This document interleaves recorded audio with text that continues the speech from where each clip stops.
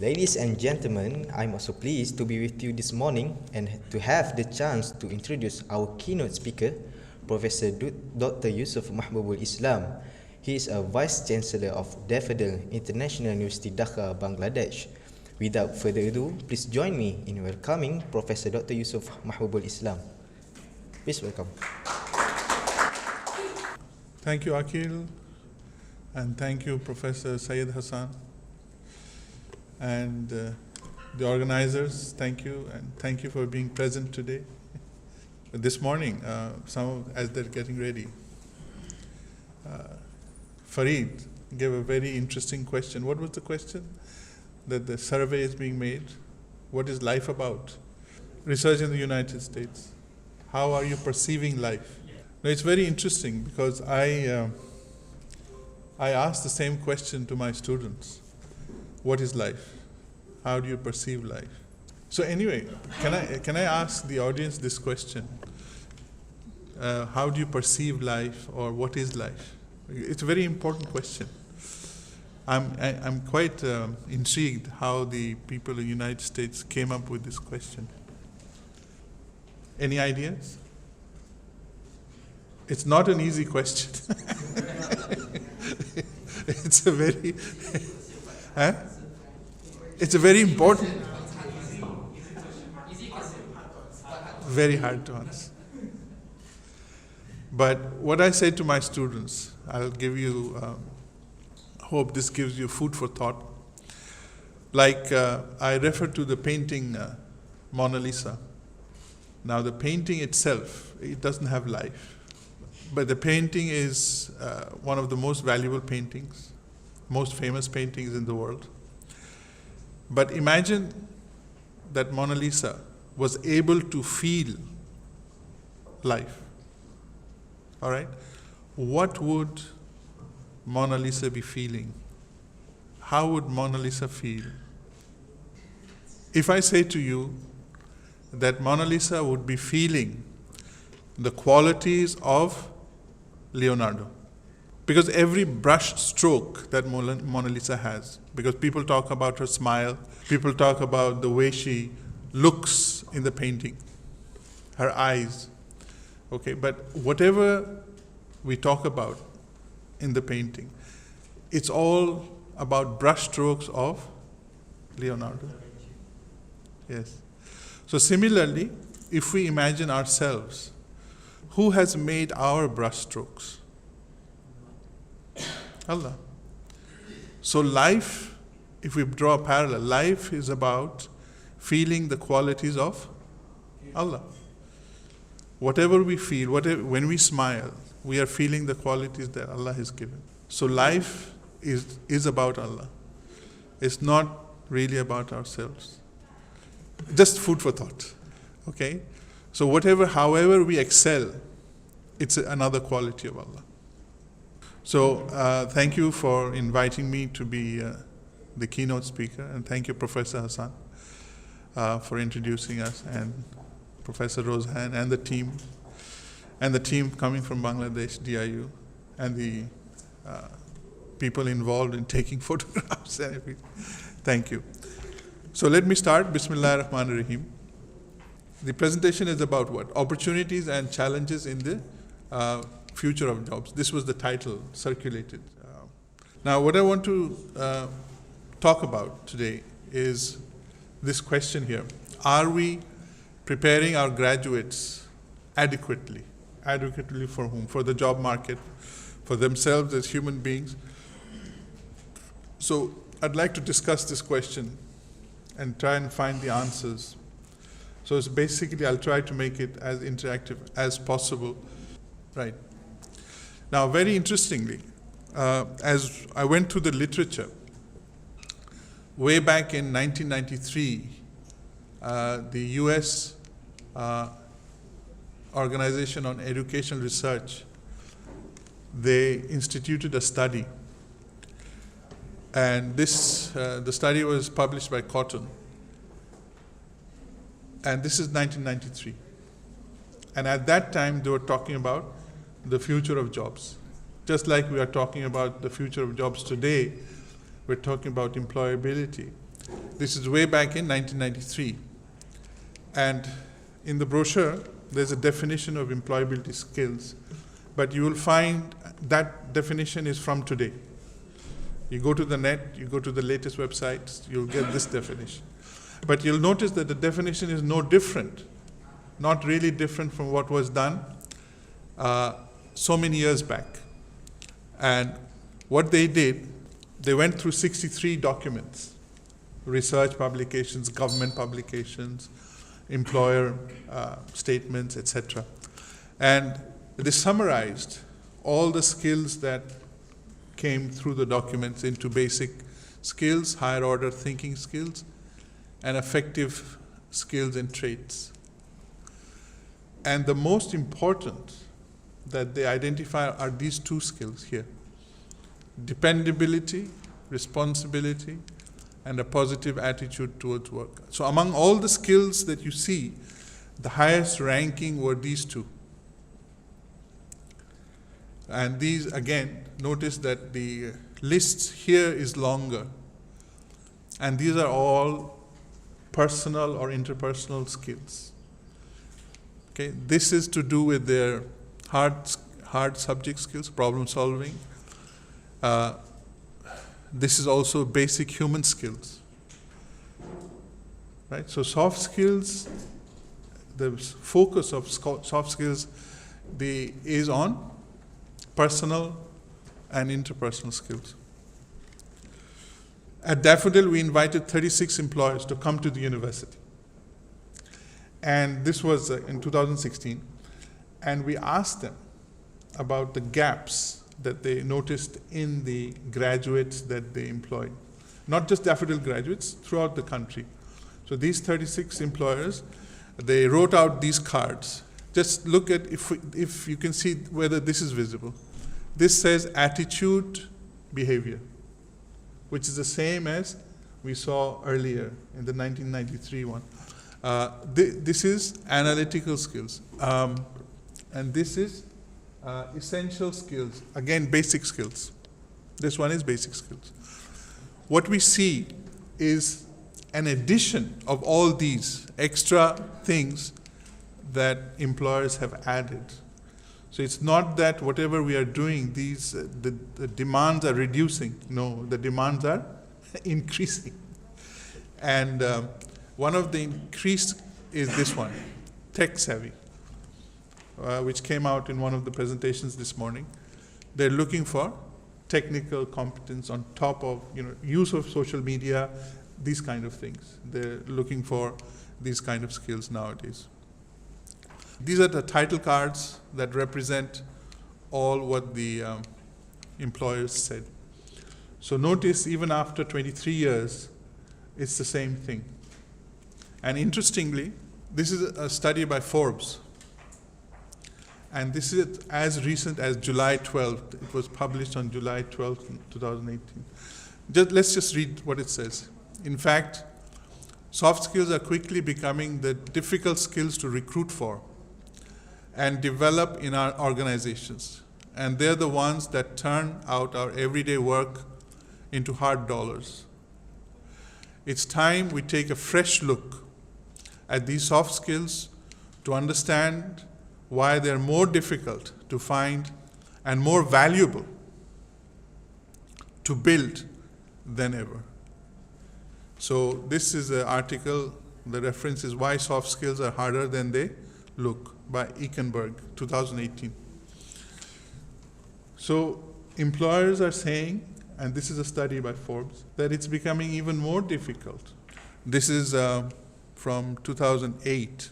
And they, from the start, they started to integrate as part of the curriculum the soft skills. And these are the lists: communication, language proficiency, all these analytical.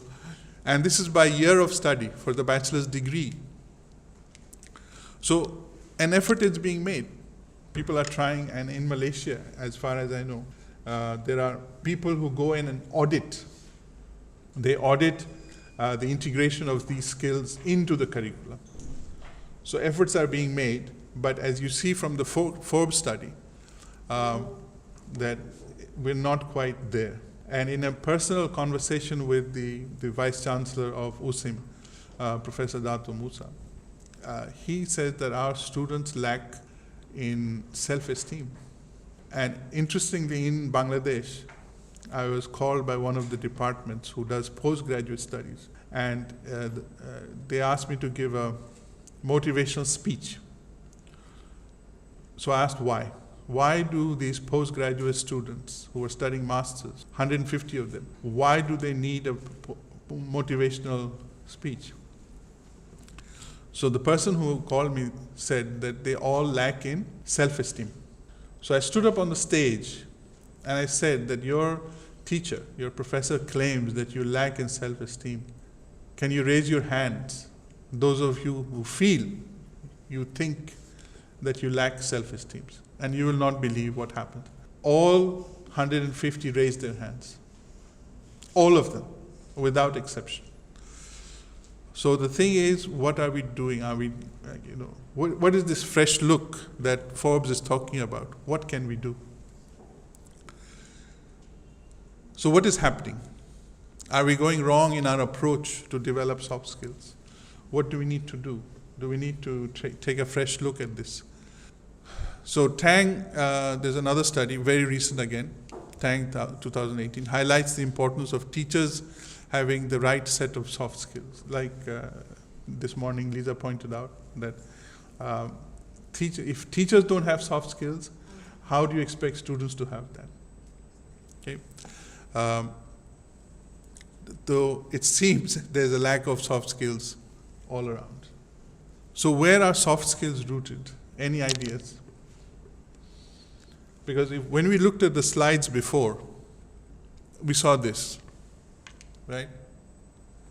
So where is the root? This question I'd like to put to you. Where do you feel is the root of soft skills? Sir, I feel that it's all about of our brain, human brain. Human brain. Yeah. Okay. Any other terms? Basically, it's personal. Yeah. It's to do with the human being. What makes the person human? Yeah, okay. So, if I can proceed there, what I would like to propose at this conference, notice that the most important skills are the personal skills, right?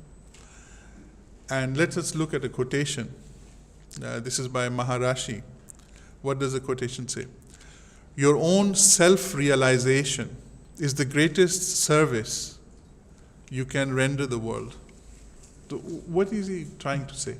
What can this mean? He's trying to say that the world will look at you as the same way as you imagine yourself, or as you think about yourself, realize yourself. Right. Yes, but what does self-realization mean? Does it mean being yourself? Finding out, see, at the beginning of today we talked about being human, enjoying the qualities of Allah, right? What does that mean? See, each of us has a personality. To being human, but being who? Being the person that you are designed to be. What do I mean by that? Each of us has a different personality, right? And each of us is totally unique. If we can discover our own uniqueness, that would be our contribution. And you to develop that and give that, contribute that to the world, that would be the contribution. Because each of us fits in, just like, the spokes of a wheel. Each of us has a contribution to make, has a role to play in this world designed by Allah. So if we can discover, realize that potential that we have, that would be our contribution, because then we will fit into the spoke, the design that Allah has done. This is very important to realize. I mean, in classrooms, we are trying to, because Farid spoke about learning styles. In classrooms, what are we doing? We're trying to get everybody to conform to the teacher's ideas, right? But we were not designed to do that. We are designed to be the individual that Allah has made us, the personality that He has given us, right? So this is what this quotation means, that if your own self-realization So what does that mean? That we have to help our students to understand who? To understand themselves.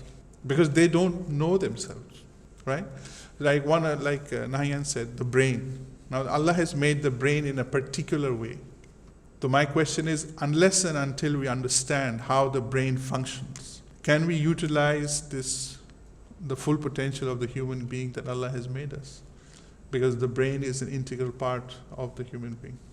So what I want to propose is this, that basis for developing God-made humans. The first thing to realize that we are made. Okay, so we are made in how Allah wanted to make us. He has made us in that way. So what do?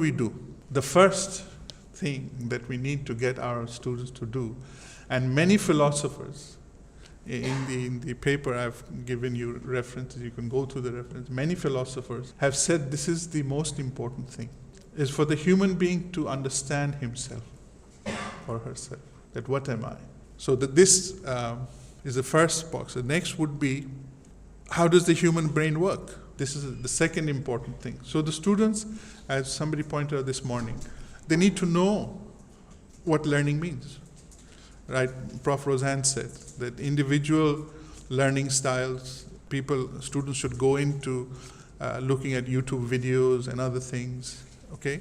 But the student has to be motivated and to understand what learning is. Learning is not coming into the classroom just listening to a lecture. Learning is for himself or herself, to develop the human being. So this realization must be there. The third one, how should a teacher launch a class? So my proposal today as the keynote address is that we look at this model and see whether it makes sense and whether this is what is missing. So what I've done today is I'll go through these three, but I'll use references from the Al-Quran. Okay? For all of them. I'll use references and let's see if they match up and make sense. Basis for understanding self. Okay? We have to understand there's 2 points of view. Okay? And these 2 points of view may annoy some of you, but I would ask you to bear with me.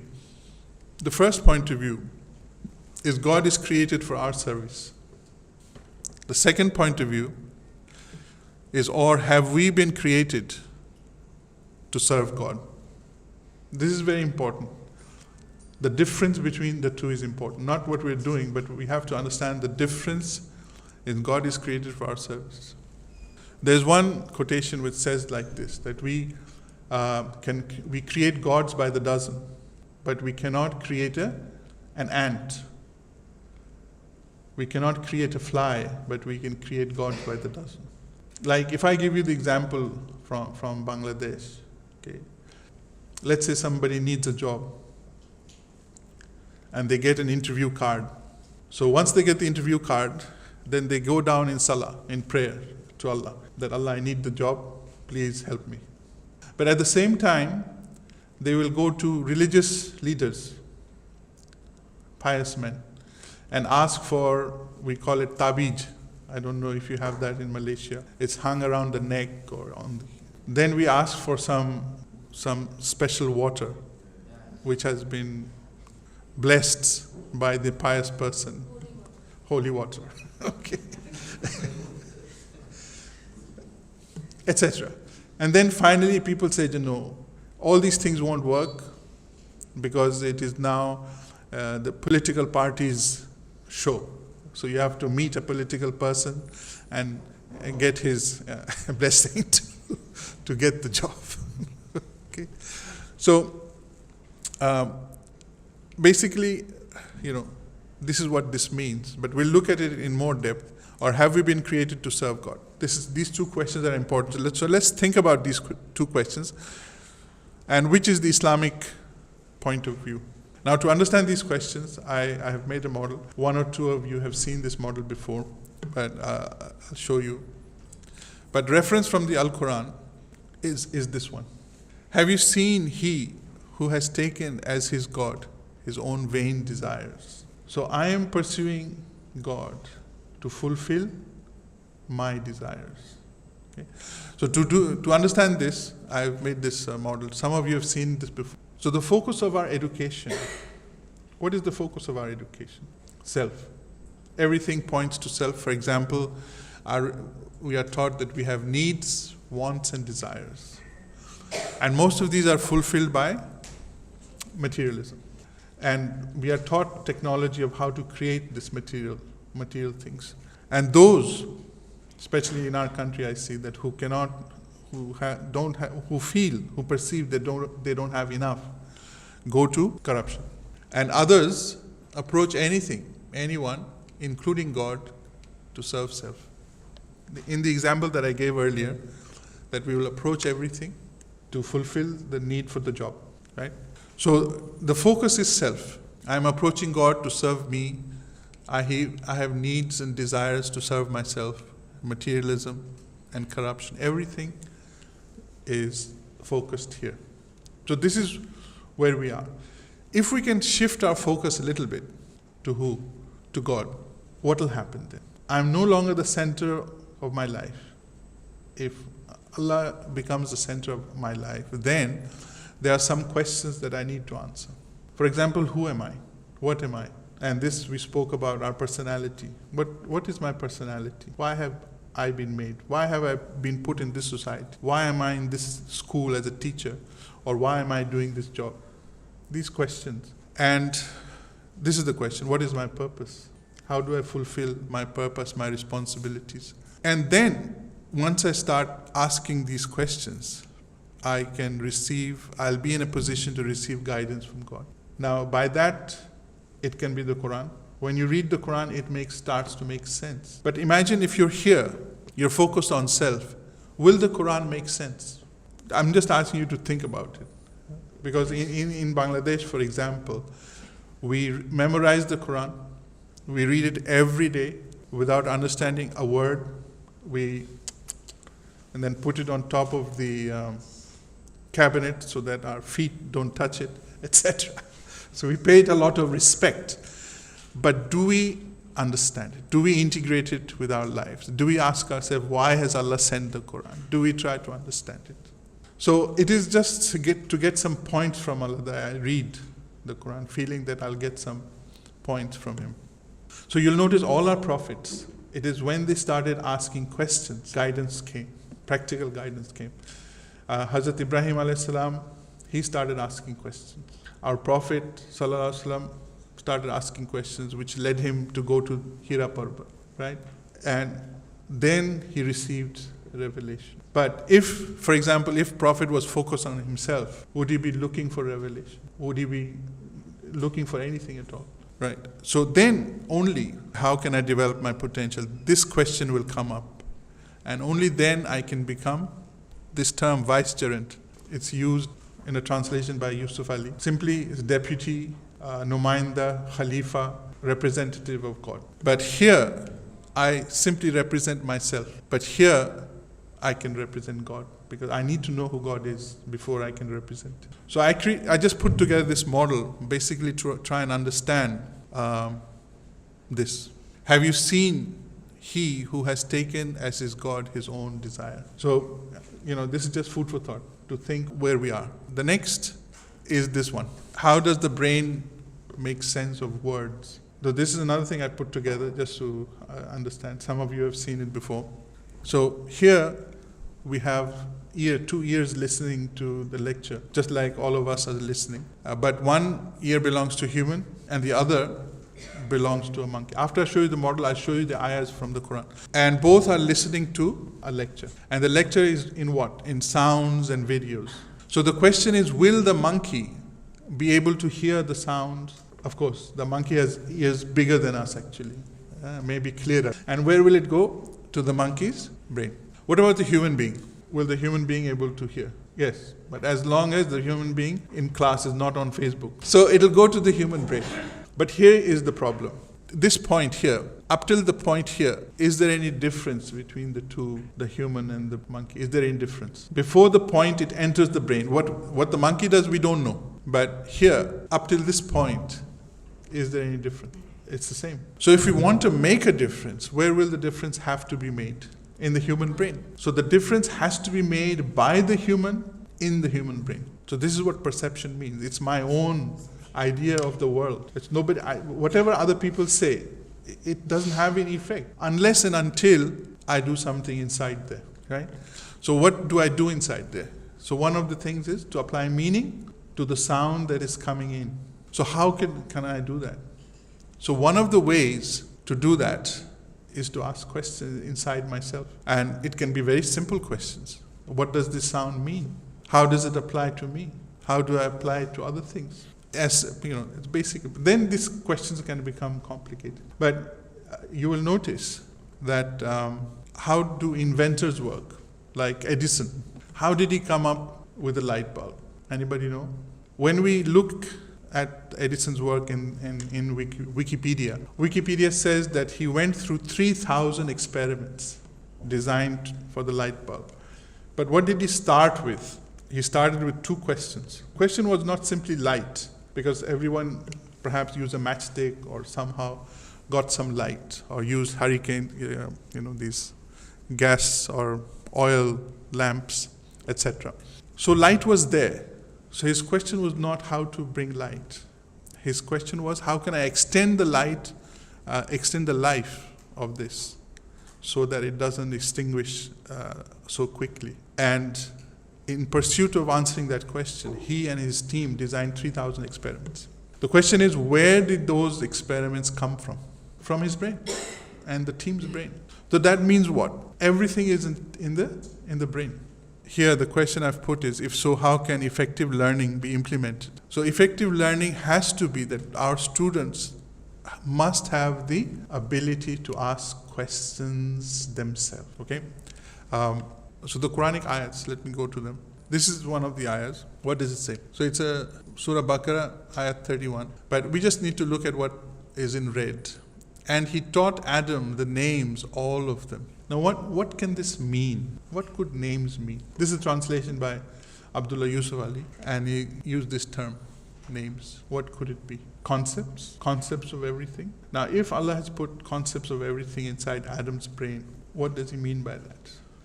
And if everything is in the brain, it was in Adam's brain, it also means that it is in every human being's brain. It doesn't mean that Allah, gave it to Adam, gave it to Edison, gave it to Einstein, and deprived us.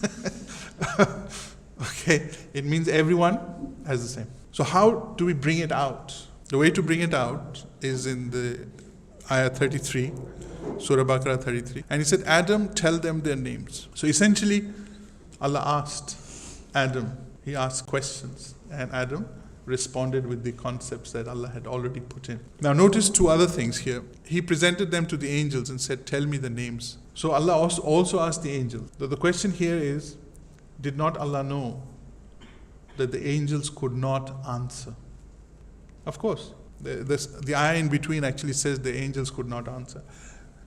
But why did he ask this question then? It is to show the difference between the new creation, that he had taught Adam all the names. He had to show the difference that the angels do not have the same ability of question and answering, knowledge processing, bringing out answers from knowledge. So if we go back to this slide here, the question is, if we ask questions inside our brain, why does it work? Why should it work? And then how should it work? If we draw a parallel, like we use search engines, we use Google, okay? What do we do with Google? We enter a query or a question. It looks up thousands and thousands of websites and presents us. Then we have to go through each website to check the one that we need, find the one that we need, right? So isn't this the same that Edison did?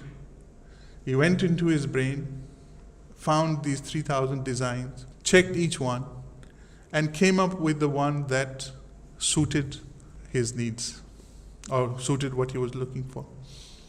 So our brains are the same. So if you can imagine everyone's brain having all the knowledge, and you have a search engine, and you ask this search engine a question, It'll find many answers, and you have to find the right one. So this is the second part of the model. So if we try and link this with what science says that you are born with at least 100 billion brain cells called neurons. And your personal neurological network grows more and more massive with synapses connecting the neurons with each new piece of information learned. So how can we link what Allah is saying in the Quran with neurons? It's quite a leap, but let's imagine that we have 100 billion neurons, and science says each neuron has the capacity to make 10,000 links. So each neuron can actually make 10,000 synapses with other neurons, right? So the brain is about linking one concept with another. So the question is, do we teach our students to link concepts in their brain, right? So we have to encourage our students to do that, and that is only when we can make them independent. So that's the reference. This one, I showed this to Professor Roseanne once, and he said it's quite involving. But I'd like to share it with you, see if we can make sense of it. And the reference here is God taught Moses how to face Pharaoh. Surah Taha 17 to 28. So my question was that, can I find some reference in the Quran of how a teacher should conduct a class, taking into account how Allah has created the brain, right? So this is the answer I found, okay, which I'll share with you. So if we imagine the brain to be neurons, like science says, so these are clusters of neurons. Now each cluster, if we think of these as data centers. Now what do I mean by data centers? Neurons connect with each other, concepts. So let's just imagine that this is Moses, Hazrat Musa's existing neuron clusters. And he was going to have a conversation with God on top of the mountain. Here, if we look at the bottom cluster here, so Hazrat Musa actually made a rod from him, a stick for himself, a rod from a tree. He cut it, he made it fit for his use. So everything to do with a rod would be in this cluster. How to cut it, how to shape it, what it does would be here. So this cluster would all deal with his rod. So what other clusters would Moses have? For example, he moved around in the desert and he came across snakes. So let's say this cluster deals with snakes, the fact that they're poisonous, what a snake looks like, etc. And then he had a brother, Harun, how the brother looks, what is his name, etc. would be here. And finally, a cluster, so just we look at 4 clusters. Finally, Pharaoh, that he was a tyrant, he oppressed people, etc., would be this cluster. So a new cluster would be formed when he met with God. New connections would be made. So let's assume that those connections, these neurons would connect. So the first ayah, notice the first ayah, it says, this is ayah 2017, and what is that in your right hand, O Moses? So we have to imagine, if we imagine this scene, that Hazrat Musa went up to the mountain and he was standing there with the rod in his right hand. And a voice spoke from a light. Okay? Now the voice said this, and what is that in your right hand, O Moses? Now this is very important. First of all, it's a question. Okay? So he opened his conversation with Hazrat Musa. Allah opened this conversation with a question. Did not Allah know what was in his right hand? Of course he did. So why did he ask this question? Okay, so that's the question, why did he ask this question? But to answer the question, which cluster would Hazrat Musa have to refer to? This cluster Because this question dealt with something that is already inside Hazrat Musa's brain. Right? So just like when we try and update a website, we have to first find the website. So we enter a query, the computer finds the website, and then we can update the website. So to answer the question, Musa would have to refer to this cluster. And this is ayat 218.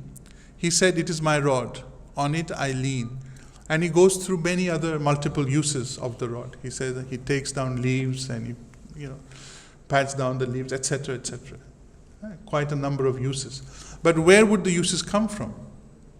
All from this cluster here. Notice, so this reply is from there. Then the next one. So once he is there, Musa is ready for a new experience. So Allah says, "Throw it, O Moses, throw the rod." So now the brain is here, Musa throws the rod. What happens to it? It becomes a snake. So when it becomes a snake, it has to what will happen in the brain? This is a new experience for Hazrat Musa. He has never seen a rod become a snake before. So a neuron has to link between this cluster here and the rod cluster. So the next, he threw it and it was a snake. So this cluster links here with the new synapse. It was a snake. So now in this cluster, Musa is scared. But Allah knows that Musa will be scared. So he says that the next one, "Seize it, hold it, and fear not, because it will return to being a rod." Right? But notice the sequence of these ayahs. They go through this operation. Right? And finally, after training, finally Allah says in ayah 20-24, go to Firaun. So the whole purpose of his exercise was to take this new experience to Firaun. The reference I found on how to deliver a lecture. So basically the lecture, the teacher has to know how the neurons work. Next, way forward. What we have to do is network together and work together to find ways to allow our students to examine the approach to God, to situate himself and herself. This is very, very, very important. And this, in another sense, also has to deal with the ego. If I can go back just to show you what I mean by ego. These two ayahs. Does anybody know what ayah follows this? This is 2.33. Any ideas? When Allah created Adam, he had the angels and Iblis witness the creation of Adam. Right? So the next ayah says, bow to Adam. After this. What was Iblis's response? He did not bow. He said, Adam is made from clay and you have made me from fire. So I am superior. But my question here is Allah talking about fire and clay? What is Allah talking about in these verses? He is talking about knowledge, the fact that he gave Adam knowledge, the fact that Adam can respond with knowledge processing. But when he asked them to bow, he's asking them to bow to knowledge processing, not to the body of Adam. Because before Adam, Allah had created many such bodies, like gorillas, monkeys, dinosaurs, many types of bodies. But the problem is Iblis could not see this fact because of his arrogance. He could not see what Allah was talking about. He could not see the truth because of his arrogance. So this is important, that if we are involved with our ego, we cannot see the truth. We are blind to the truth. So allow students to examine the approach to God, to situate themselves where they belong. Second, develop and introduce a teaching methodology based on Al-Quran guidance. How the brain is structured, how the brain is made.